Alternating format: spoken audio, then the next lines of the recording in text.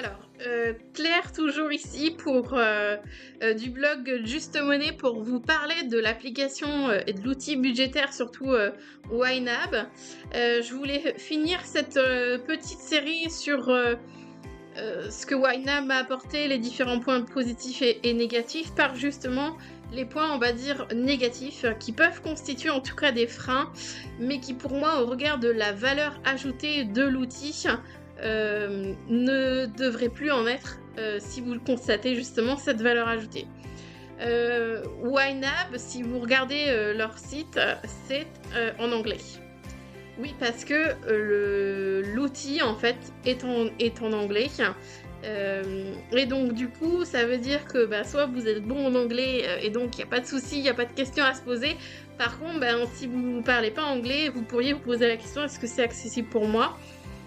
Je pense que oui, parce que on est sur des mots assez simples quand même, ou en tout cas qui à l'usage peuvent être intégrés dans l'utilisation de l'outil. Et donc ça me paraît quand même relativement accessible pour justement utiliser l'application. Donc là aussi, à vous de voir si ça vous est accessible, mais il me semble qu'en tout cas ça vaut le coup de tester pour se faire une idée.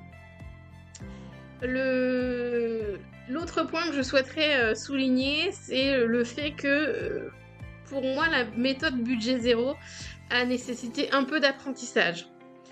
C'est une autre manière de réfléchir et de projeter son budget et de le gérer.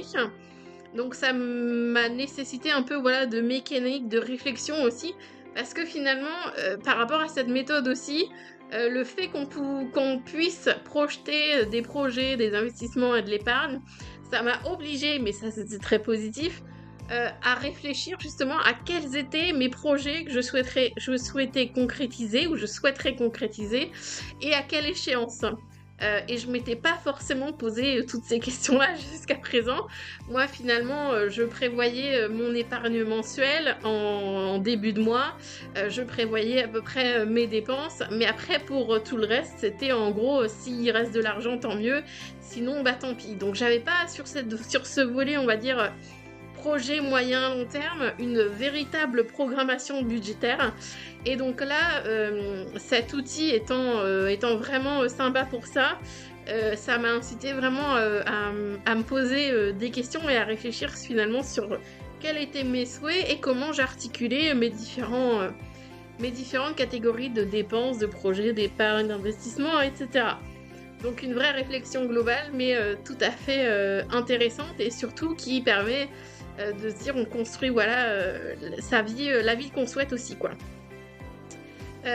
Donc un peu d'adaptation ou d'ajustement par rapport à cette méthode, et puis quand même une phase d'apprentissage aussi sur l'outil en lui-même, puisque vous le verrez, il y a différentes rubriques, différentes sections, et donc il y a un peu d'adaptation, d'apprentissage en tout cas, lié à l'outil également, qui peut prendre un petit peu de temps, puisque en parallèle justement vous avez cette réflexion par rapport à la méthode budget zéro, mais qui là aussi vous permet de réfléchir plus globalement sur l'aspect budget, gestion des comptes, gestion de l'épargne, etc. Donc ça peut être un frein. Il faut pas se le cacher, hein.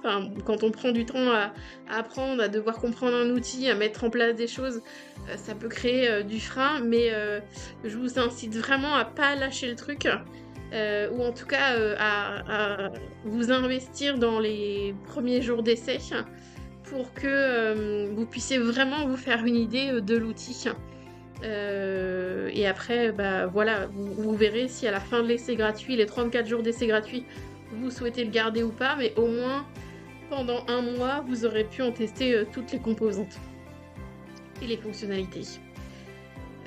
Dernier point, je voulais soulever aussi, c'est quand même l'aspect coût, puisque là je vous disais vous avez un essai de 34 jours gratuit, donc ça veut dire que l'outil, oui en effet il est payant, il a un coût quand même de 109 € par an, ou 15 € par mois si vous voulez pas vous engager sur l'année.